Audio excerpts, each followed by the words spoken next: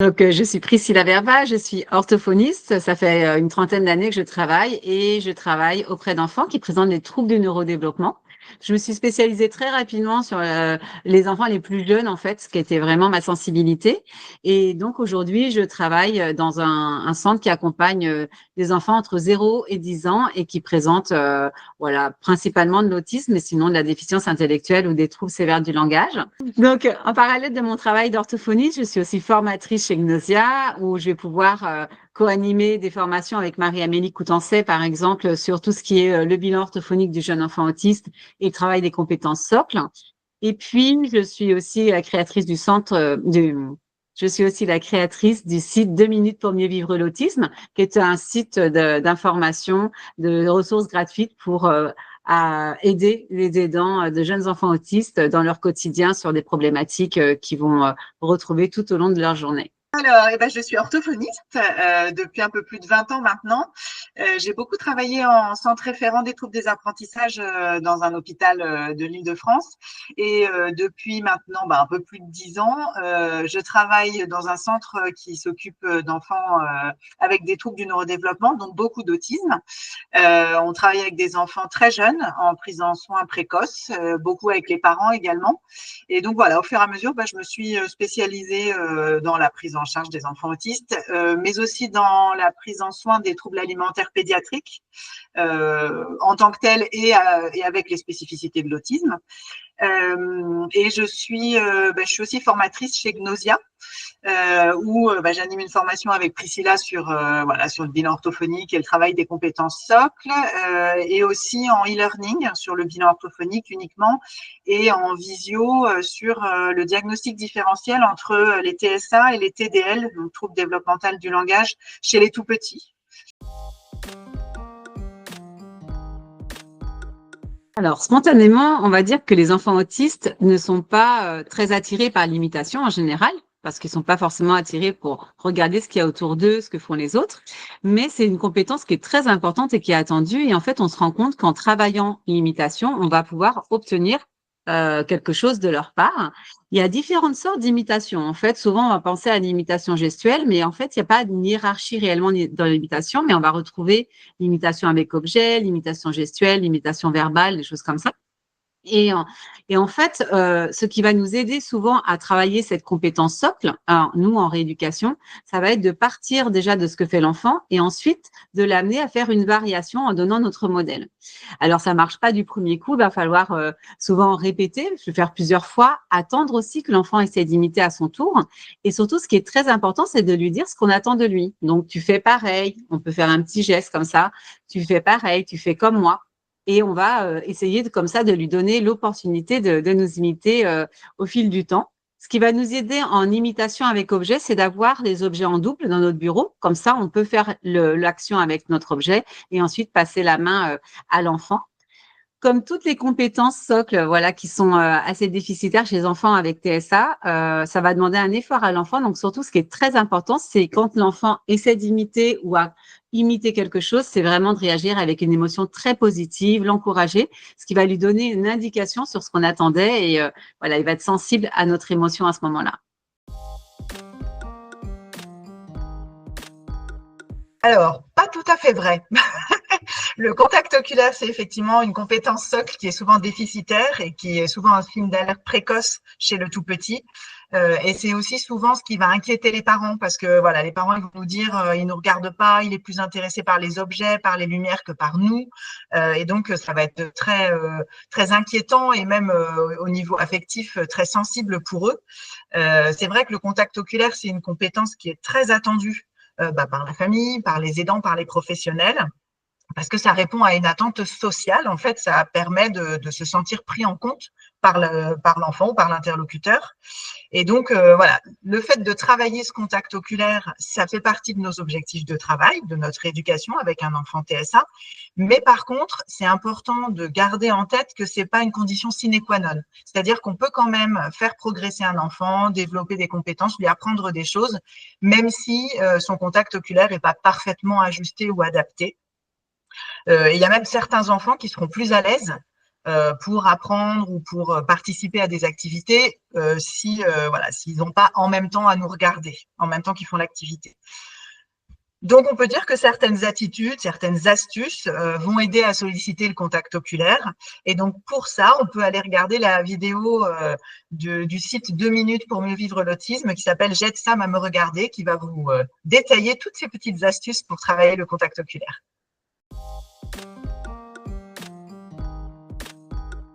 Alors, beaucoup d'enfants autistes font des écholalies qu'on va appeler des écholalies immédiates, c'est-à-dire ils vont répéter tout de suite après nous un mot de la phrase qu'on vient de dire ou une partie de la phrase, ou parfois des écholalies différées. Là, ils vont répéter quelque chose qu'ils ont entendu avant de nous rencontrer et ils vont répéter peut-être un morceau de chanson, un petit livre qu'ils ont entendu, un slogan, enfin bref, des choses qu'ils entendent dans leur quotidien. Ils peuvent le faire quand même beaucoup et parfois on peut penser que c'est pour se mettre en lien avec nous, mais en fait l'écolalie n'est pas un acte de communication volontaire. C'est souvent quelque chose que l'enfant va faire quand il ne comprend pas. Par exemple, si je dis bonjour Tom, tu vas bien? Il va dire tu vas bien? Ou Tom, tu vas bien? Bon. Donc en fait, il va répéter parce qu'il ne comprend pas ce que je suis en train de lui demander. Donc on va vraiment corréler les écolalies souvent à un manque de compréhension et on va essayer de travailler donc plus la compréhension plutôt que de stopper ces écolalies. De toute façon, globalement, on n'y arrivera pas comme ça. On peut pas, on n'a pas de bouton on/off quoi. Par contre, on va observer parfois ce qu'on appelle les écolalies d'apprentissage. Donc là, c'est par exemple, je vais être avec un jeu ou une image, un livre avec mon patient et je vais dire quelque chose. L'enfant va le répéter. Par exemple, si je dis qui est-ce qui danse? Et l'enfant va répéter qui est-ce qui danse? Et si je me tais, il va répondre. C'est la petite fille. Donc, il y a des enfants qui vont faire des écolalies d'apprentissage, c'est-à-dire qu'ils répètent l'information comme pour l'intégrer et ensuite y répondre. En général, si on se tait, en fait, après avoir posé la question et qu'on attend, on va vite se rendre compte si l'enfant répète en boucle la question sans y répondre. Dans ces cas-là, c'est l'écolalie d'incompréhension. Ou alors, s'il répond, ça veut dire c'est plutôt de l'écolalie d'apprentissage. Alors, ça, c'est faux. En théorie, l'orthophoniste peut travailler avec un enfant, quel qu'il soit, dès la naissance, dès le plus jeune âge. C'est vrai que le fait d'avoir un enfant très jeune et de pouvoir commencer la prise en soin de façon précoce, c'est une chance parce que la plasticité cérébrale de l'enfant va permettre de le faire progresser au mieux et d'accompagner cet enfant et sa famille de façon la plus précoce possible. C'est une chance. Alors c'est vrai que parfois travailler avec des enfants si jeunes, ça peut paraître un peu difficile ou un petit défi. Donc ça peut être nécessaire de se former parfois un peu plus à tout ce qui va être communication alternative et augmentée pour être plus à l'aise avec ce type de prise en charge. Et puis, d'un point de vue tout à fait pratique, c'est vrai que si on accueille des tout petits, ça peut être intéressant, par exemple, d'avoir une chaise haute ou du matériel pour installer cet enfant petit de façon plus confortable à la fois pour lui et à la fois pour nous. Mais c'est vrai que accueillir un enfant de 3 ans, quand on nous l'envoie, quand les médecins nous les envoient si petits, ou quand les parents s'inquiètent si petits, c'est important d'y répondre et c'est important de les prendre en soin.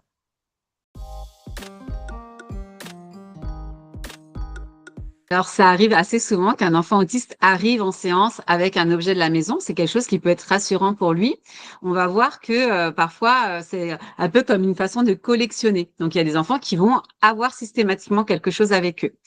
Il y a plusieurs façons de réagir. Parfois, ça va vraiment nous gêner dans la séance, mais parfois, ça va pas nous gêner. En fait, l'enfant continue à participer parce qu'il tient cet objet, peut-être ça le rassure. Et dans ces cas-là, ça n'empêche pas l'enfant de participer aux activités, c'est pas forcément hyper indispensable de l'obliger à poser cet objet. Parfois, par contre, on va voir certains enfants prennent un objet et même collectionnent avec les 2 mains. Donc là, ça devient vraiment problématique pour travailler. Alors, dans ces cas-là, l'idée, ça va pas forcément de lui enlever comme ça des mains parce que sinon, on risque d'avoir la crise et puis l'enfant sera pas du tout disponible. Mais peut-être voir avec la famille que de se donner comme objectif de lui apprendre à poser l'objet pendant peut-être quelques secondes d'abord, puis quelques minutes, et ensuite on va augmenter le temps au fur et à mesure.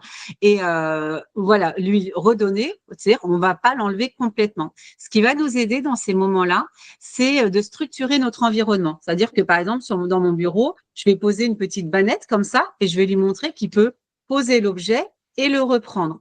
Mais je vais pas mettre la bannette loin de lui, je vais la laisser à côté de lui et on va se rendre compte que le fait de le laisser à disposition, qu'il voit qu'il peut le reprendre et le poser et le reprendre, bah, ça va parfois aider à ce qu'il soit plus coopérant pour poser cet objet quelques minutes. Donc nous, ce qu'on va devoir faire, c'est essayer de lui proposer des activités assez motivantes malgré tout quand on travaille ça, pour que quand il pose l'objet, il puisse avoir l'occasion de se faire plaisir avec une autre activité. Au début. Parce qu'effectivement, quand on travaille avec un enfant autiste, pour faciliter la relation entre lui et nous, ça va être intéressant de s'intéresser à ce que lui fait et de commencer à suivre ce qu'il fait, à suivre ses propositions, en fait, dans un premier temps. Ça va être une façon pour nous de nous imposer un peu en douceur face à cet enfant qui a plutôt envie de jouer tout seul. Hein. Et donc, voilà, on va s'imposer doucement en suivant ce qu'il fait, créer l'opportunité en fait de pouvoir partager un petit moment ensemble. Mais par contre, il faudra pas y rester, il faudra pas voilà un peu s'engluer dans ce mode-là de je ne fais que ce qu'il fait, parce que en fait l'enfant autiste est un enfant qui présente des intérêts restreints, qui sont parfois très envahissants, et donc en fait si on reste vraiment sur ce qu'il fait, on va rester en fait sur ses intérêts restreints, et donc ça va à un moment nous bloquer, ça va empêcher les apprentissages ou d'avoir d'autres opportunités de faire autre chose et de s'intéresser à autre chose. Donc on va commencer à travailler ou à proposer des activités que l'enfant aime bien, mais qui sont pas forcément dans ses propositions à lui.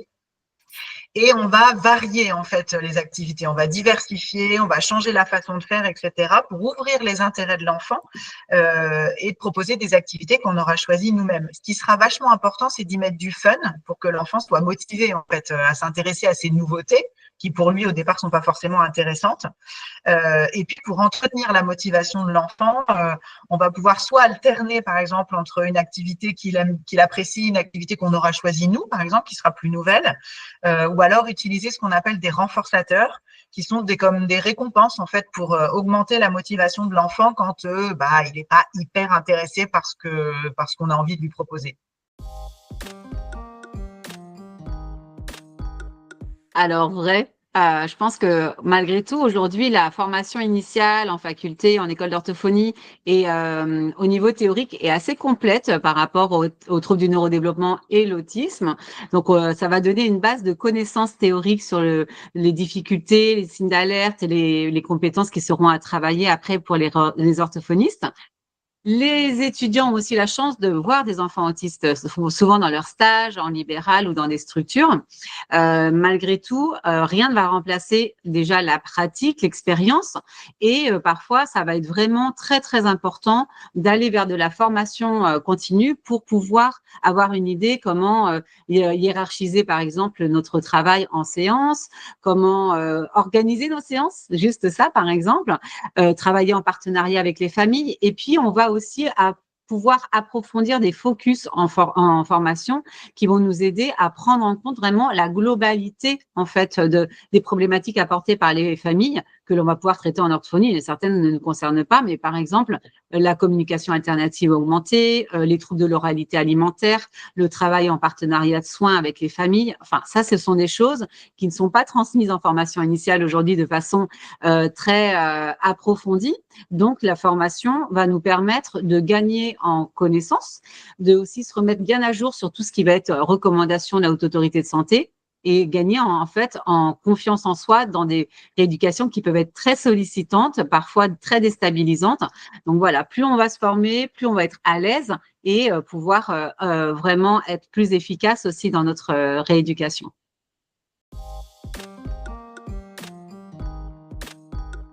C'est souvent une observation que les parents vont nous rapporter quand on fait l'entretien d'anamnèse. Alors, c'est vrai dans le sens où les parents observent ça au quotidien avec leur enfant.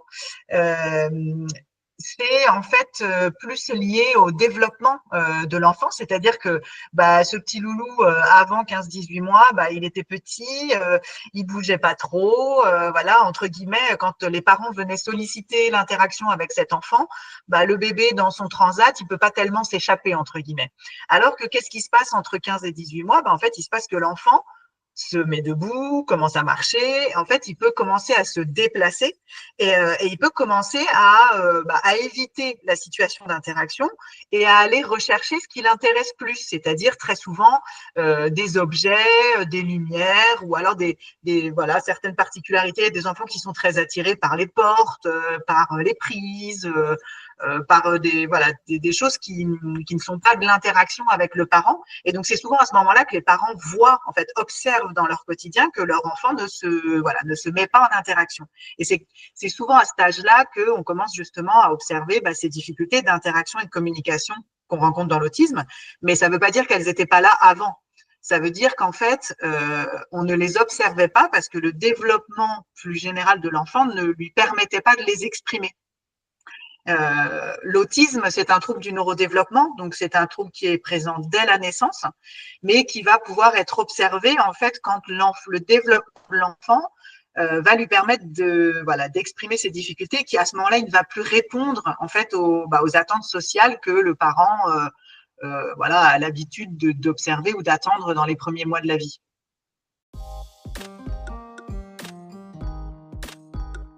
Alors oui, il existe un kit de survie qui va bien nous aider quand on commence à travailler avec des enfants autistes. Alors, c'est pas un kit défini, c'est pas forcément du matériel à acheter dans des magasins spécialisés, mais pour le coup, il y a des choses qui vont nous aider à attirer l'attention, se mettre en lien avec notre petit patient. Donc, il va avoir déjà tout ce qui va être au niveau de l'installation. On va pouvoir utiliser, par exemple, des coussins dinaires comme ça. Ça, on peut trouver ça dans un magasin de sport, hein, dans les faits. Donc, c'est des coussins sur lesquels on va installer l'enfant et qui vont lui permettre d'être dans une petite dynamique et peut-être lui éviter de se lever trop dans notre bureau, par exemple, si on souhaite qu'il reste assis à la table. Après, on va utiliser beaucoup d'objets, de jouets qui sensoriellement vont stimuler l'enfant, vont vraiment l'éveiller à un moment aussi ou le motiver. Donc, on a tous les jouets qui vont faire de la musique. Voilà, on va pouvoir investir dans des petits jouets quand même aussi simples que ça. Il en existe quand même plein de petites sortes. Vous pouvez aller en brocante, par exemple, vous allez trouver ça très facilement. Tout ce qui va être lumineux aussi, c'est quelque chose qui va souvent attirer les enfants. Donc, ils vont pouvoir faire des pauses pendant notre séance. On va pouvoir utiliser ça pour faire de l'imitation aussi, ou alors du tour de rôle, des choses comme ça. Tout ce qui tourne aussi, c'est souvent quelque chose qui va attirer l'enfant. Donc, on peut trouver des jouets comme ça où il y a une rotation, mais sinon, ça, vous trouvez ça aussi facilement. C'est des petits jouets qui tournent, qui sont assez à la mode en plus. Donc, on les trouve dans des grandes enseignes assez peu chères. Tout ce qui est hand spinner, des choses comme ça, qui sont plus trop à la mode dans les cours de récré, mais bien à la mode dans nos cabinets à nous. Les balles sensorielles, c'est des choses qu'on utilise facilement aussi. Il existe beaucoup, beaucoup de balles sensorielles comme ça, qui peuvent être comme des petites balles de relaxation ou plutôt sensorielles au niveau du toucher, des choses comme ça. On va retrouver des fidgets de ce type-là, par exemple. Tout ce qui va permettre à l'enfant à un moment de manipuler tout en restant quand même accessible dans nos bureaux, parce qu'on ne va pas prendre un jeu qui va s'installer pendant 10 minutes. Parfois, sinon, ça va couper la relation, en fait.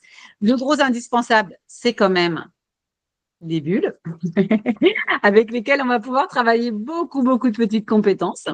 Et puis, les enfants autistes ont souvent un attrait pour les codes. Donc, ça va être les chiffres, les lettres. Donc, c'est pas mal d'avoir en réserve des petits, des encastrements ou des jeux de lettres. Ou franchement, varier les supports, parce que c'est quelque chose qui va pouvoir parfois monter la motivation des enfants. Après, dans le matériel, là, pour le coup, qui va souvent être plus indispensable, ça va être, par exemple, un classeur de communication avec des photos, des images, des pictos. Ça, c'est du matériel que l'orthophoniste peut fabriquer elle-même ou aller acheter pour travailler la communication quand on passe par la communication augmentative ou améliorée. Et pour finir, je vous remonte peut-être, pour beaucoup d'entre vous connaissent déjà le timer, mais c'est vraiment un outil qu'on va utiliser très, très souvent en séance pour aider l'enfant à comprendre le temps qui passe, à accepter les transitions, des choses comme ça. J'utilise aussi pas mal des sabliers. Il existe des sabliers qui permettent de faire passer différents durées. Enfin, là, c'est 5 minutes, mais ça peut être 2 minutes, 1 minute ou des choses comme ça, et qui va permettre à l'enfant de vraiment comprendre le début et la fin d'une activité.